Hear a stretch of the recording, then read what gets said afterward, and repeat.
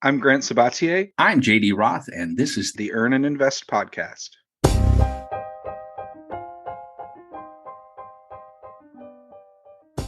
I know what burnout is. I experienced it after almost 20 years of suffering the indignities of a high-stress workplace. My savior, my escape hatch, was the Financial Independence Retire Early movement. It gave me the vocabulary and the financial power to leave an ungratifying career. I was elated. So elated, in fact, that I dove headfirst into a financial blog and eventually a podcast. 1 year, 2 years, 3 years, and then guess what happened? I didn't want to talk about money anymore. I stopped caring about Roth IRAs or 3-fund portfolios. I became burned out again, but this time I was burned out on money.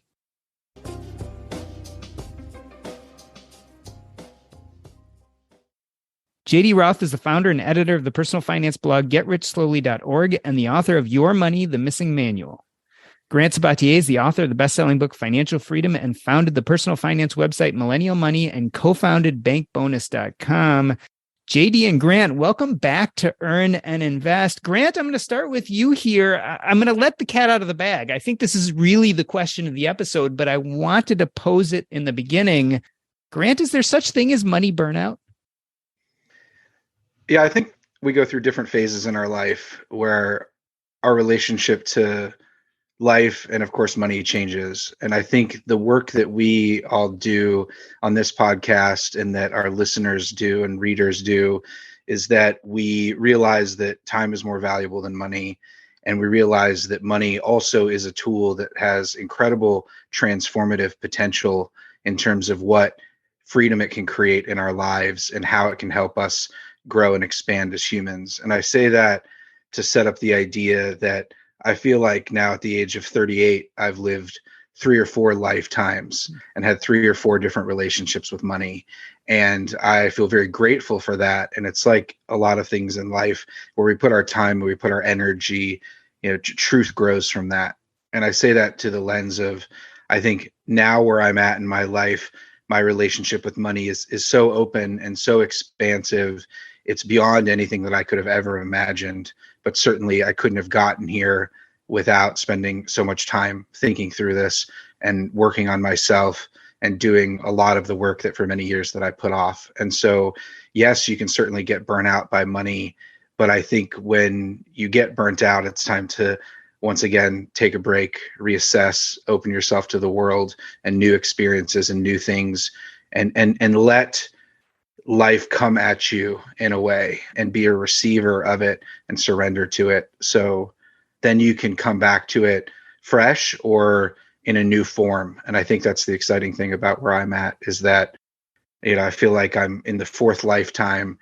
And because I've had the experience that I've had, I don't have the same baggage that I used to bring to the conversation or the same anxieties that I used to bring to the conversation because those no longer exist in me. So there's a real purity of expression in what I'm creating and building that feels exciting. Grant, you said something, and you know this already. One of my favorite parts of your book, Financial Freedom, is when you talk about the fact that time is more valuable than money. This is a concept. I know that it's discussed widely in the personal finance circles, and there's some argument about it. But reading your book and reading what you have to say about this and reading other books related to this idea, I've really come to believe it. 2022 was a very interesting year for me in that I had 2 people that were very close to me die. My cousin died at a very young age, and I got to see, he ran out of time. That's what it amounted to. And I got to see in a very real way that for him, he would have traded his money. I would have traded my money to have more time for him. And there's this interrelationship between time and money. And so for me, what I'm doing now, coming into 2023, is making decisions where I'm like, I want to spend my efforts and my energy making my time, using my time in quality ways. And money's still important because it's a physical representation of the time, of course, but I want to focus more on enjoying quality time and using the time to better myself instead of focusing on the money. Grant, when JD talks about some of the things he's learned about losing his family members and friends, and to add on to what you were saying about kind of these different seasons of your life you go through with money, it sounds very much like this is an evolution.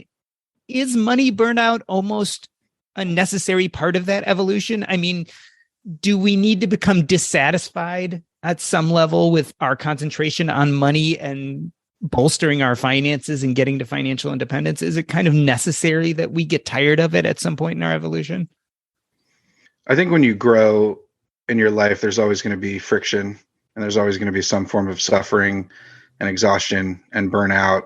And what that is it's really when you're pushing your own limit and taking the time to reset your own limits in your life. And so, it's one of these things. I started writing my newsletter again, and I have a newsletter coming out tomorrow, actually, which is about, how do you set the limits of freedom in your life, and what does that mean?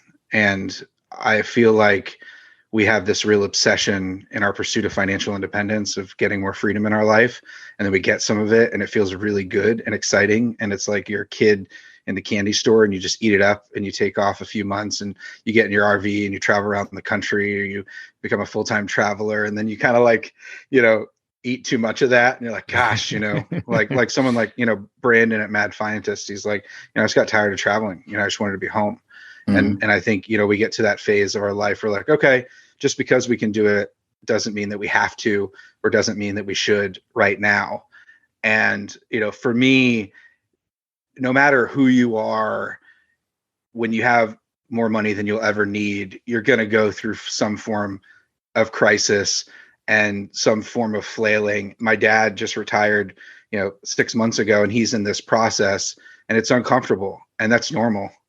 If you're not feeling uncomfortable, it's kind of like you should have continued working, or great. You're one of the very, very small few who's not uncomfortable.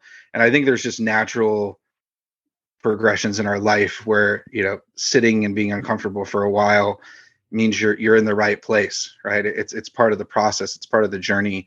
For some people, that's going to take 6 months after reaching financial independence. For me, it took a couple of years. I think some people get really anxious during that process and then dive into something. They go back to the safety zone, what they were doing before, or they dive into something else. Yeah. Yeah.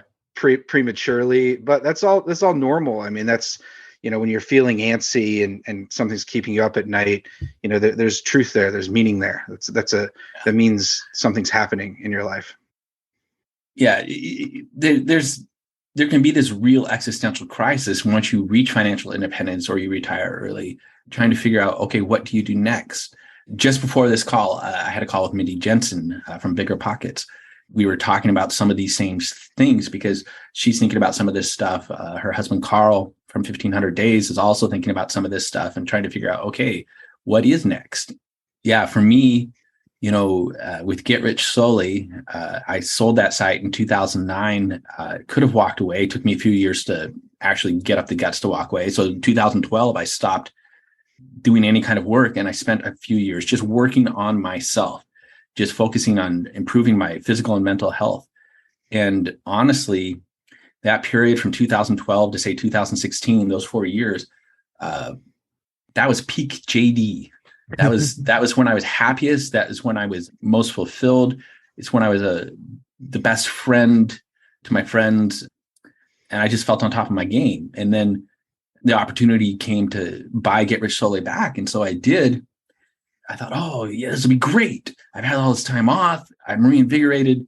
But the reality is, for 4 or 5 years now, I've struggled to find the groove again, and it's because I'm trying to force a square peg into a round hole. And I'm not the same person who started Get Rich Slowly or who ran it as a business. And so for me, I finally come to the decision that it is time to walk away. And not focus on writing and thinking about money all of the time. I'm ready to do other things.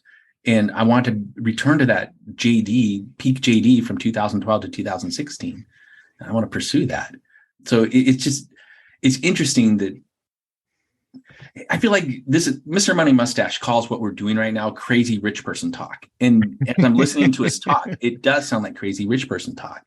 Not everyone can have these kind of conversations, but I think maybe for some of your audience, it'll be interesting for them to hear that, money doesn't solve all the problems necessarily. You've still got to figure out what you're going to do with your life and how you're going to find meaning and happiness. I think it just creates other problems. They're just a different form of problem. I think one of the things, JD, that I love about you is just how curious you are. And I think people who are naturally curious can fill their time with other things, whether it's, movies or comic books or, I always am delighted. I'll say there's a little bit of delight that I get when I see your Facebook post about like, here's the 150 movies I watched and I ranked them and that, but that shows like real interest, right? And real curiosity and passion. And so you have to fill your time with something. And if you don't choose to be intentional about it, time's just going to kind of wither away. And I think there's kind of a framework here, I think, that you could extract from a conversation like this, which is something like, where do you live? I know, JD, you moved to a new location that seems like you really love where you moved. Who do you surround yourself with? And then, do you have some form of a creative outlet, whether that's the content that you're creating or the content that you're consuming or some balance of both? And then there's kind of that fourth category, which is there space for mystery and uncertainty and unknown in your life? And that means, you're open to new experiences and things. So you're tapping into that level of consciousness without shutting yourself off. And I think a lot of people, especially people interested in money and financial independence and life optimization, we're always looking for that quick fix, or we're looking for that, like, to JD's point, just perhaps that round peg in that round hole. And then if we don't find it, we immediately question what's wrong with us, when in reality, it's more like kind of what's wrong with the world, that we have to have a level of irrational uncertainty to feel okay, right? And I think that's the paradox of money, is that it does give you all this infinite potential, but what it does is really just put a much larger magnifying glass on those things in your life that you really should be focusing on. And when you have enough money, you can no longer make that excuse. Yeah, and it forces you to become self-directed, because I feel like a lot of times when you're out in the world, you do what you're supposed to do. Like when you have it, but once you have enough money, it's no longer the world telling you what you're supposed to do. You got to figure it out for yourself. Yeah, it's so easy to accept the limit that life puts on you. And that's why I think people, I wrote this line the other day. It's like why people get, uncomfortably comfortable. It's why they get in this scenario where even though they don't feel that great, not feeling great is a familiar enough feeling for them that they'd rather sit in it. And it's always just easier to accept life's limits. And that's why people, even when they feel bad, just keep pursuing a much more predictable path. And it's the getting comfortable with uncertainty and unpredictability, which I think coming out of the pandemic, I remain hopeful that people, because of such a jarring experience, realize that nothing is guaranteed and there's a lot happening in our world very quickly. And so perhaps people are naturally going to be a little bit more adaptable to change. I think as a culture, we are, and also because messages like the fire message continue to spread. But there is this, level of, we're always going to be uncomfortable with uncertainty. That's like the only, that's the only certainty in life, right? Is uncertainty. And so the better you are at being comfortable within that, the more you're going to thrive and the more opportunities for growth. And I say growth, last thing, with the asterisk of, I think in our sort of quantified self world that we live in, we're always looking at this idea that somehow we have to improve or we have to get better, when in reality, often so much of what we seek we already have, and so much of what we want we already have, and all we're doing is creating unnecessary levels of anxiety by either comparing ourselves to others or mapping on a level of improvement.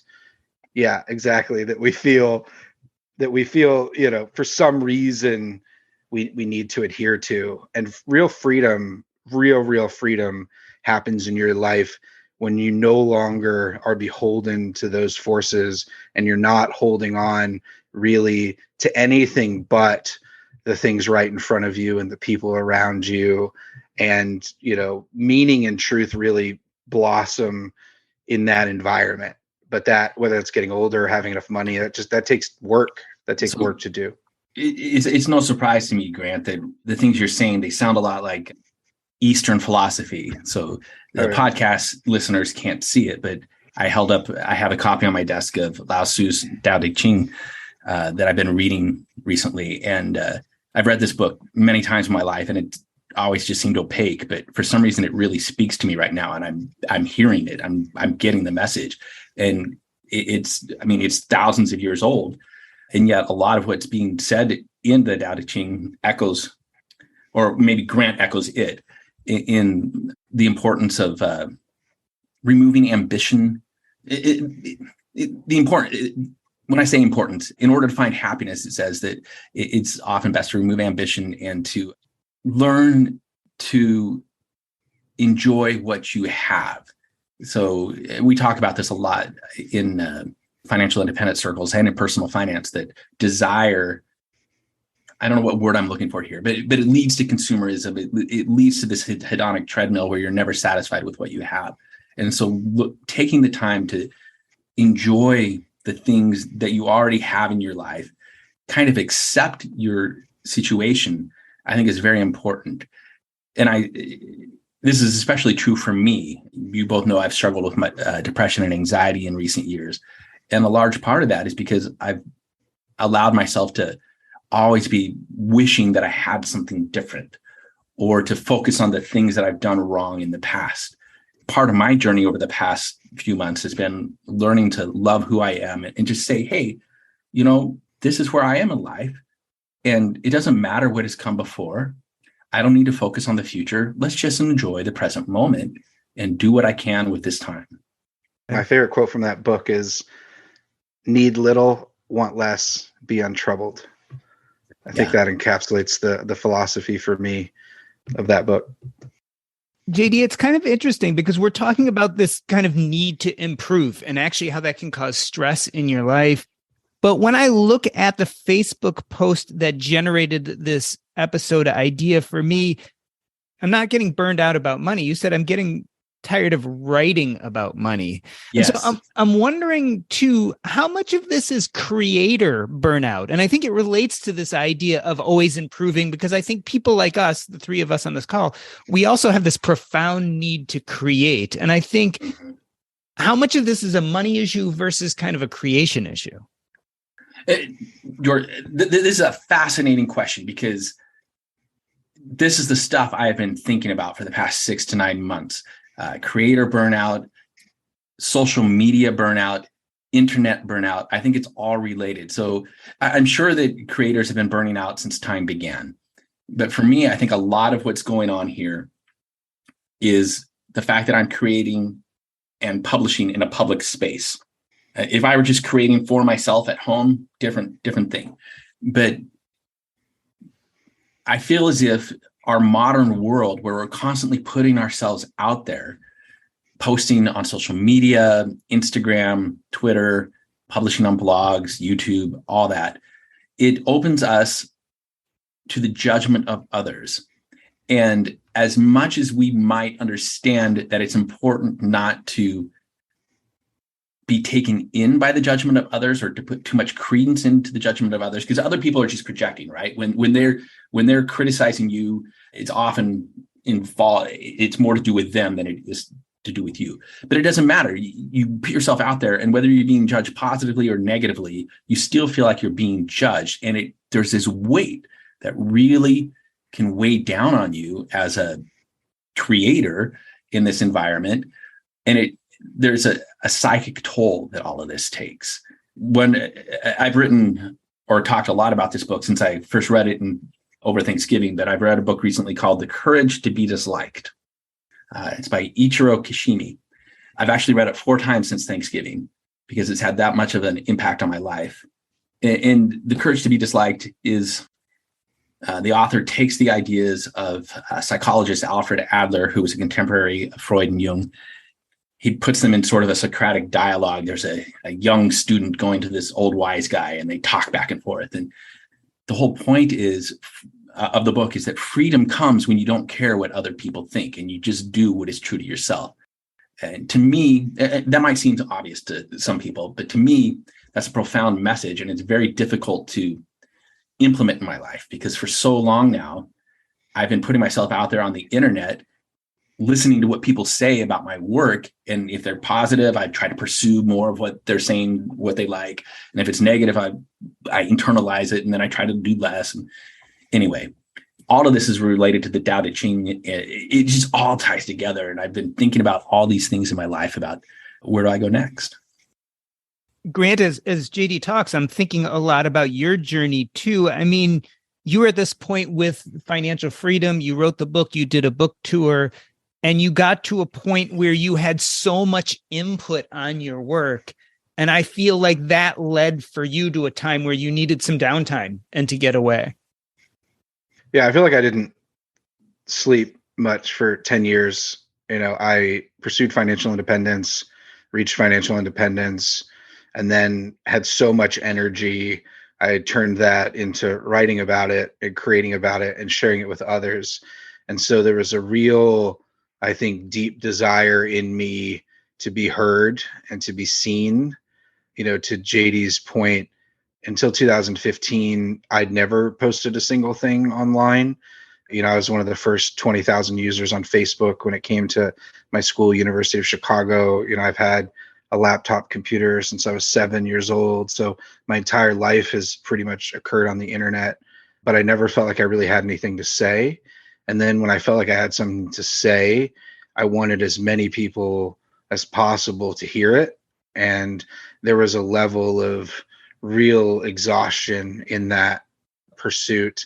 And then once I started getting back reactions, the negative reactions have always been there, but they have never really bothered me because the message is so pure in my own life that if someone's going to hate on it, I don't really care.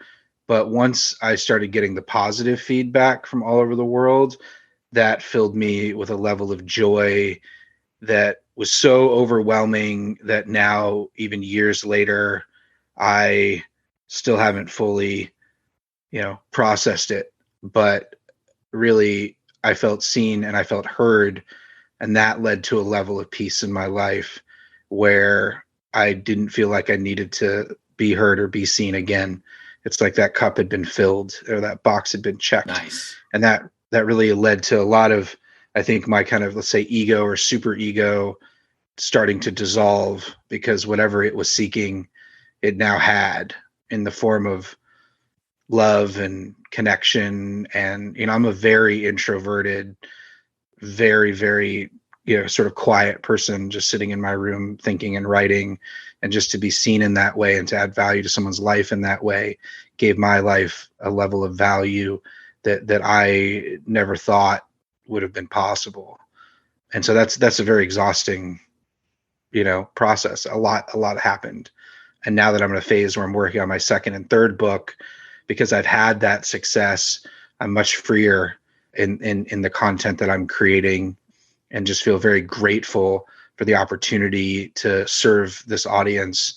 And because people are listening, I feel the responsibility to create, and that motivates me and inspires me. And I also feel the weight of time as I get more gray in my beard, and get a little bit older, where having the ability and the opportunity to create and the audience to create, the 25-year-old would be so amazed at what's been set up here and the opportunity here. And so I do some of this work in honor of him, in honor of the person I invested in becoming, as well as, the people who are still struggling and hurting, in the hopes that sharing something that I've gone through and seen and learned can help them in some way. I don't know where that impulse comes from in me. I really don't, but it's there. And so I continue to honor it and really feel like I'm at my creative peak in a lot of ways. And so I don't know how long that's going to last, but I hope it lasts through a couple of books, because I'm really deep in it and want to take advantage of this time, not knowing how long I'll have this sort of capacity, or this opportunity.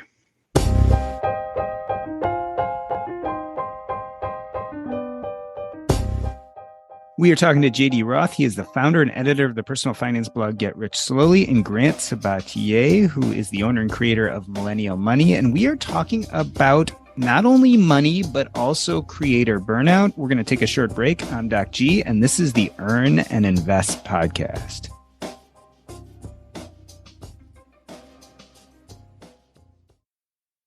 We are back with JD Roth, who is the founder and editor of GetRichSlowly.org and the author of Your Money, The Missing Manual, as well as Grant Sabatier, who is the author of the best-selling book Financial Freedom and founder of the personal finance website Millennial Money and co-founder of BankBonus.com. JD, as I'm listening to the conversation we had before the break, I'm thinking of this idea of how we process things. And it sounds to me, whether we're talking about money burnout or creator burnout, when we're at the beginning of our journeys, we really aren't ready to process a lot of the things that we eventually will deal with. Is there any way around this kind of burnout cycle? Because I feel like there's no way you can be prepared when you started this journey. Like, I'm thinking about when I discovered financial independence, there was no way that I knew that within a short period of time, I eventually wouldn't want to talk about money anymore. I don't know. I mean, that's a great question, and I don't have a great answer for you. I think being open, listening to what other people who are further along the journey, listening to what they have to say, like this conversation here, can prepare somebody who's at the start of the journey that, it's very possible that I'll reach a place where I am burned out on thinking about money all the time, or if you're starting a blog or a YouTube channel, maybe you'll get burned out on doing the creation constantly. But it's like anything. When you're just starting out, you have very little idea of what the big picture is. You only have a tiny little glimpse. I think about like managing money itself. When part of my story is I was really bad at managing money for a long, long time. And when I first started getting my act together, I was just focusing on the basics, right? Just getting my spending so that it was less than my earning. And that was my primary focus, so that I couldn't even pay attention to things like investing. And at that time, to me, it seemed like getting out of debt was this amazing goal. And that's what all my attention was focused on. Now, almost 20 years later, and as a much older person, I realize that getting out of debt is the wrong goal. Pursuing financial independence is the wrong goal. These are outcomes. They should not be your goals. If you set up systems and processes that create a positive financial, what do you want to call it, cash flow, you will get out of debt. You will achieve financial independence eventually.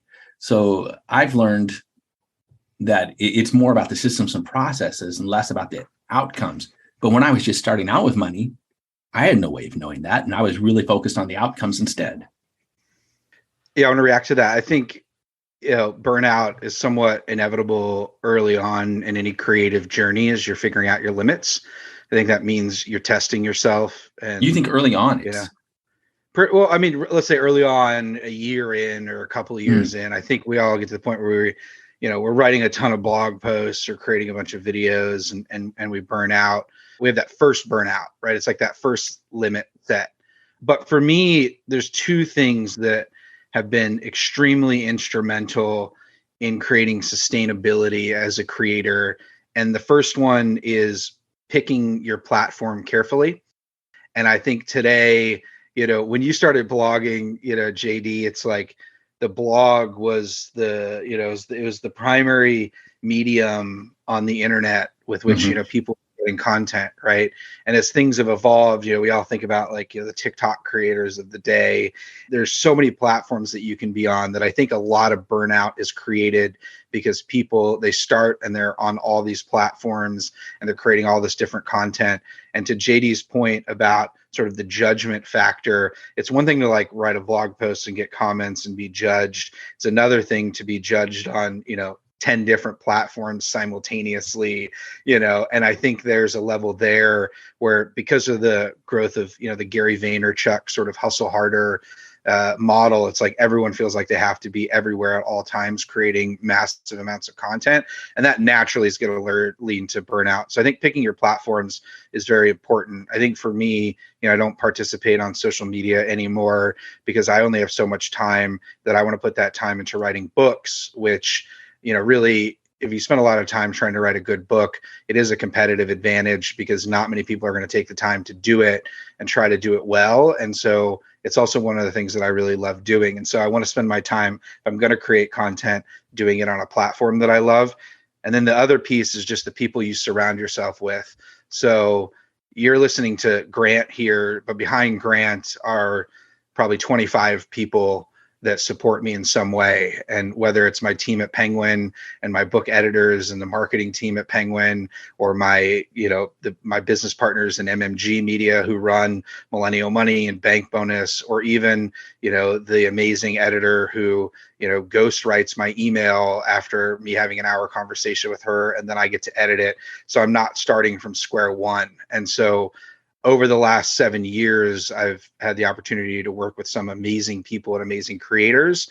And the really, really good ones, I've found ways through, making money to bring them onto my own team. And that eliminates a lot of the burnout because there's a co-creation component to it. Where they love what I do and I love what they do, that we can create something together in a way that's not fully dependent upon me.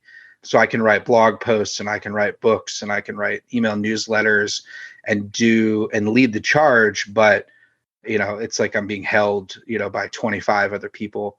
And so that's important too. Early on, you can get video editors or podcast editors or people who you can build around you to alleviate some of that burnout because you have those processes and those people in place.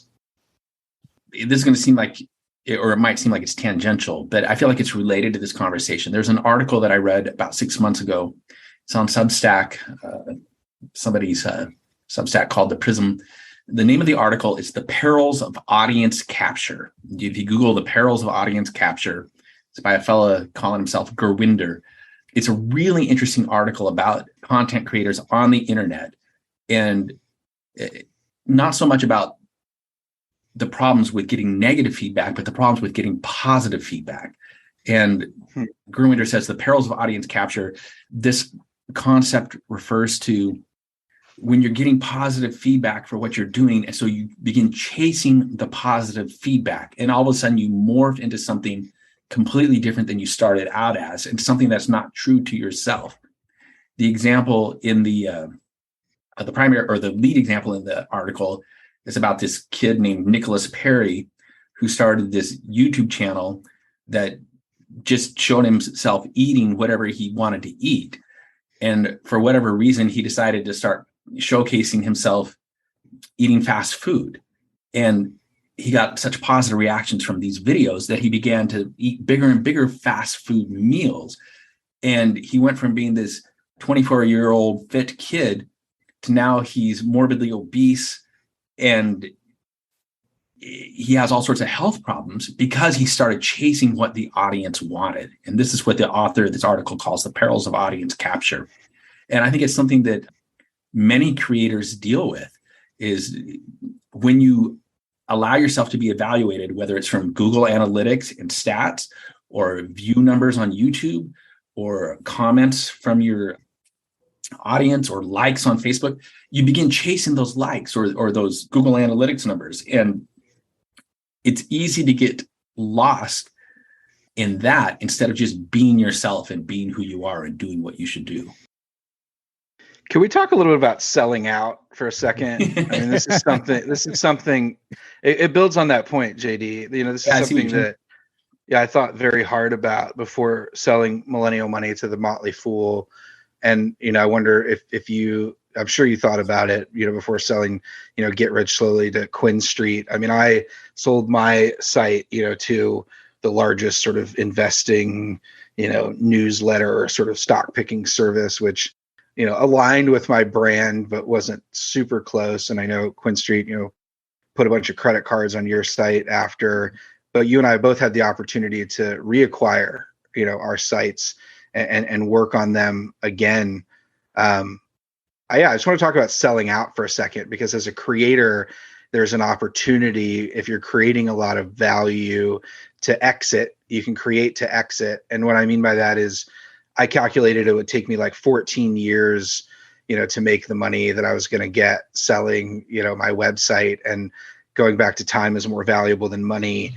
There was a level of just irrationality in the acquisition offer that I couldn't not take. You know what I mean? It's like there was always a price, or at least there was for me, to do that. And now having the website back, it's really fun because I can engage with it on a different terms. But I felt like I did sell out part of my audience, in selling the website. And I was very open with them about that, but it's still, and the people who really knew me, right, they know that I like to make money. Like, that's what it's about. It's like a website about making money.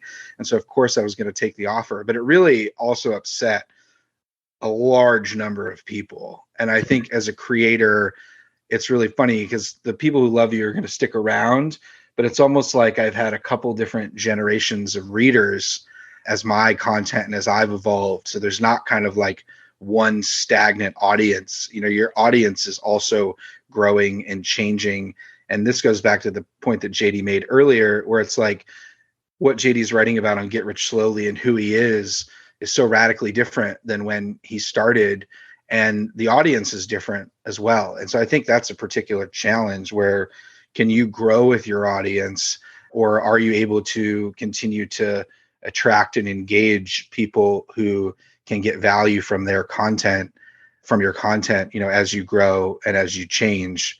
And that's really a challenge, because when you have any website or any platform, it starts out being about one thing, but quickly the internet and life changes that it's hard. So I just wanted to bring that idea up. JD, how much do you owe to your platform or your audience versus to your own well-being? And I'll broaden this also to the money conversation. How much do we owe to building a high net worth or getting to financial independence versus being happy regardless of our financial situation? Because I think they're really the same sides of the same question. Again, I think it's a great question, and I don't have a great answer. For me, as Grant was talking about, when I sold Get Rich Slowly back in 2009, I did worry about selling out, but I also knew that I had to do it for my own mental health. Back then, the hugest motivator was doing what was right for me. And at the same time, I really stressed about what my audience would think. And the example I use, I can't use exact numbers due to non-disclosure agreements, but the initial offer for Get Rich Slowly was 30% more than what I eventually took, but they wanted me to stick around for 3 years. I couldn't do it. I was like, no, I'm burned out. I need to walk away. So I took, however the math works out, 30% less, let's just say. I know that doesn't work. If you're going 30% up, you don't go 30% down. I said, no, I got to be able to walk away.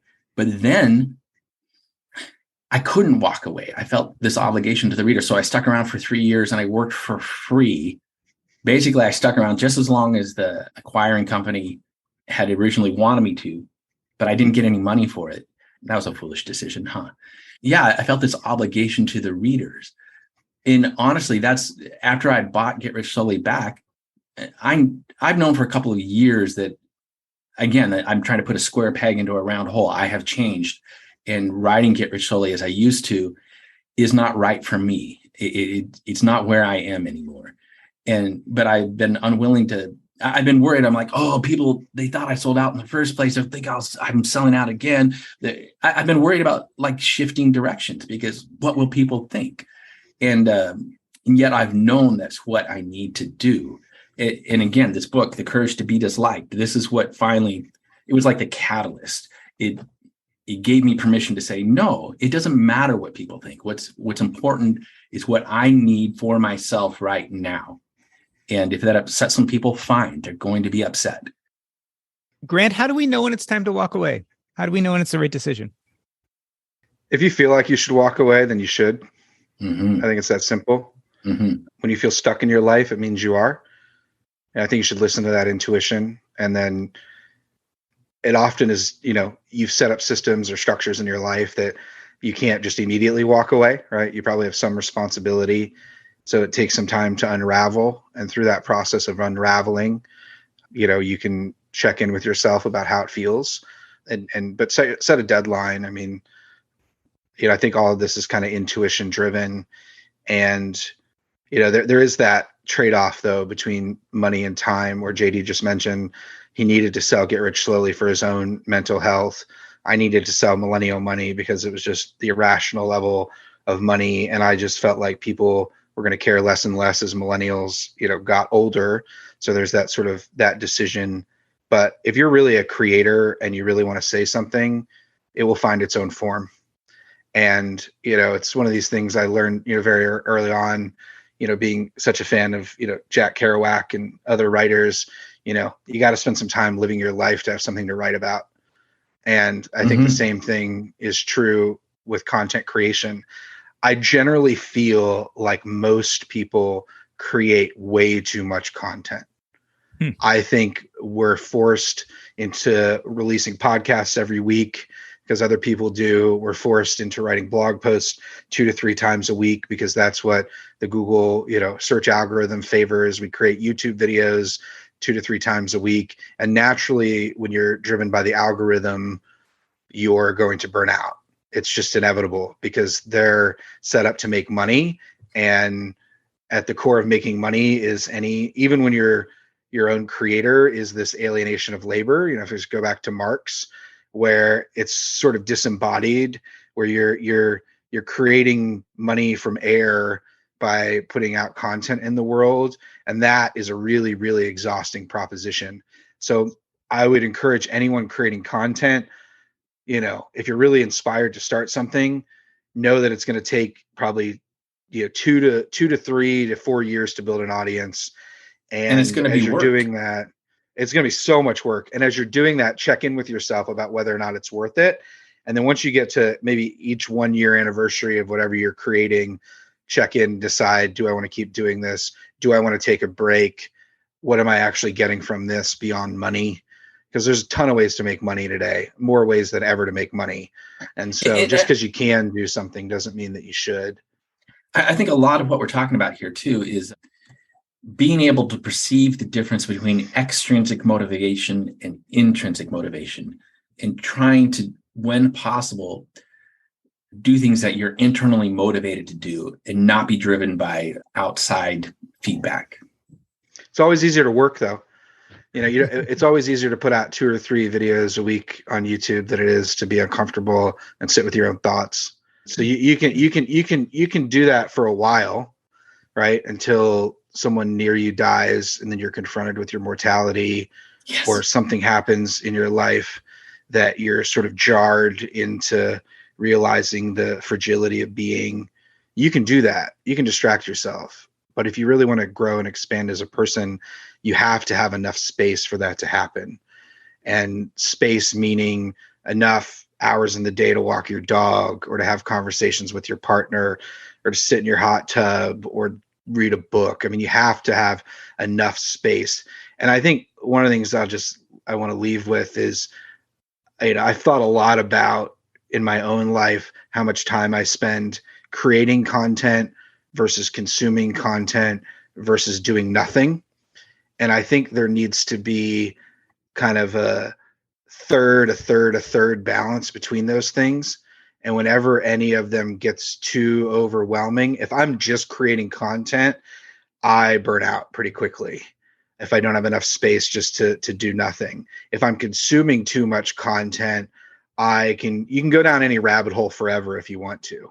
So I feel like it's important It doesn't always work this way, but I think if you look at my time, how I spend it over a year, it'd be pretty balanced between a third, a third, a third, creating content, consuming content, and doing nothing.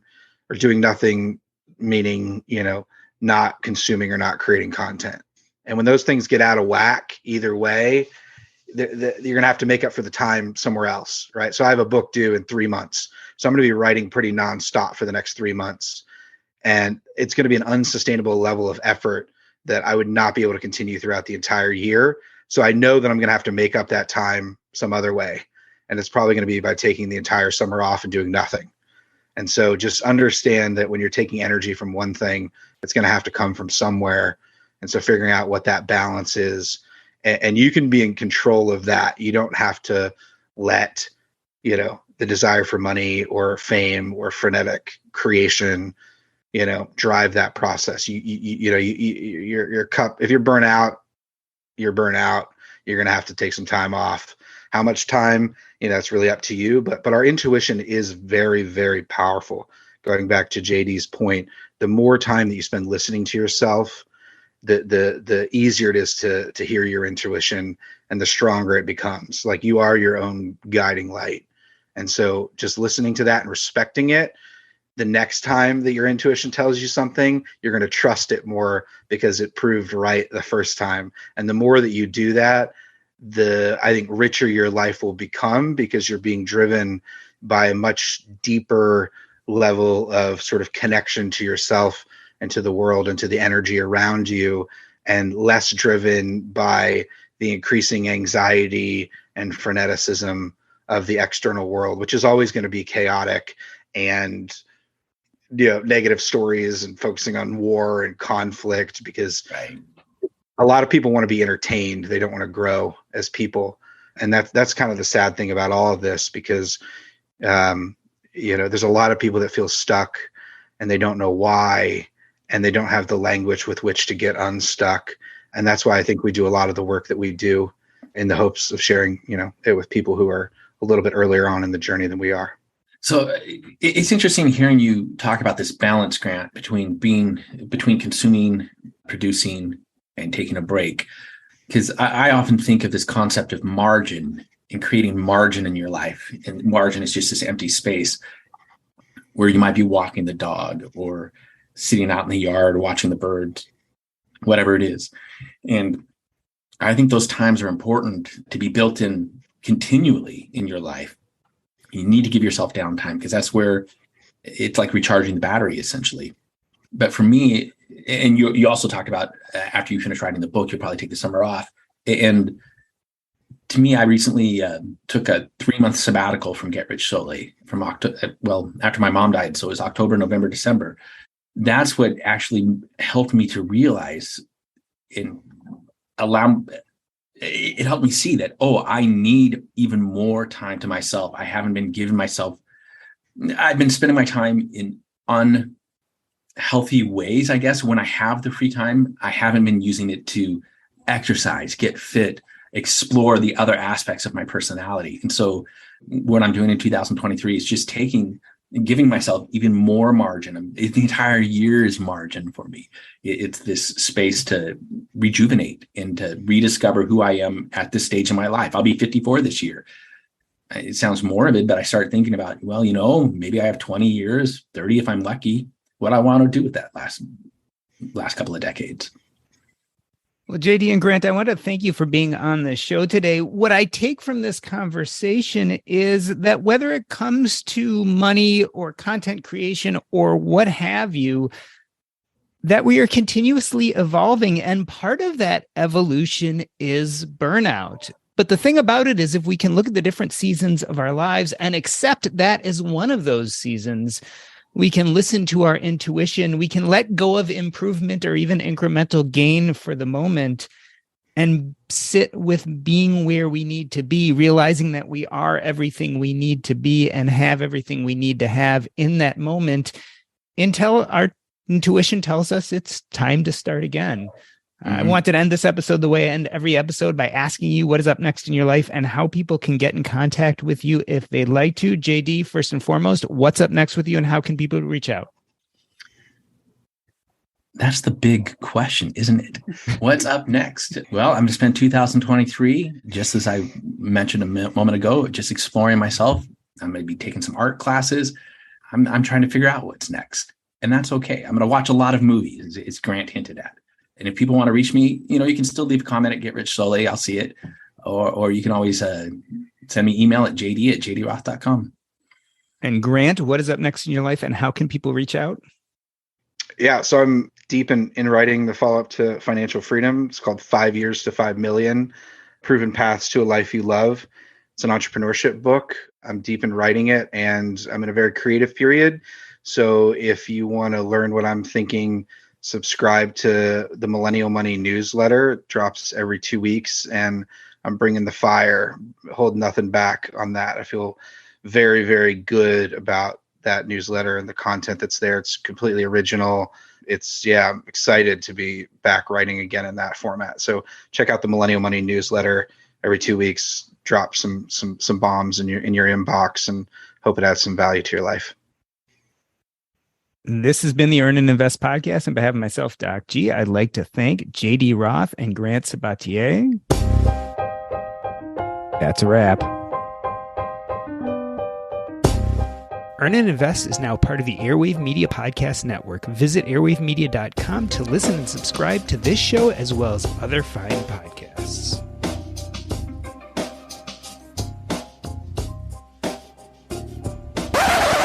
Awesome. As you guys know, I leave things running just for a few minutes so we can chat. That was a lot of fun. Yeah. Got some good riding the energy wave there. Yeah. I mean, for me, the challenge of this was not to make it too much insider baseball, as we are creators only talking about creation. Right. But I really see it as one in the same conversation. Even if you're actually just interested only in the money side, we're all kind of micro creators anyway. I mean, because of Facebook, because of being part of these Facebook groups, because of Twitter, because of Instagram, we're really putting out a lot of our lives there. And so I think there's a huge amount of overlap in those conversations. Absolutely. And for me, I talk about walking away from Get Rich Slowly, and that's true in a general sense, but I'm also, or maybe it's a specific sense, the question I'm really asking myself is how much do I want to be online or even on computers at all? And that's tough because I've spent 20, 25, 30 years wedded to the internet. I've had a blog since 1997. And it's like, do I really stop doing that? And the answer right now is no, I don't stop doing that. But I want, instead of being computer and internet first, I want this to be secondary or tertiary. Yeah, I feel the need for that decreases slightly as I have more friends like you guys who I end up having like regular Zoom talks with. Yes. And I will say for me, that quenches some of that, like I need to be on social media, because now it's like, oh, no, I actually have friends who I can have these kind of longer conversations with. You were talking to Mindy before you talked to us. I mean, it's that idea that I can get on Zoom and spend some time with people. But, and as soon as we finish this conversation, I'm going to go down and do yoga because I'm doing a 30-month or 30-day yoga challenge with Bianca and Marla. I see they're texting right now. Bianca? Yeah. Well, how's she doing? Oh my gosh. She's doing good. That's cool. She's traveling around. I don't know exactly. I think she's being a bum surfing couches. Is that what you're doing, Bianca? If you're listening to this. Oh my gosh. Yeah. Tell Bianca I say hello.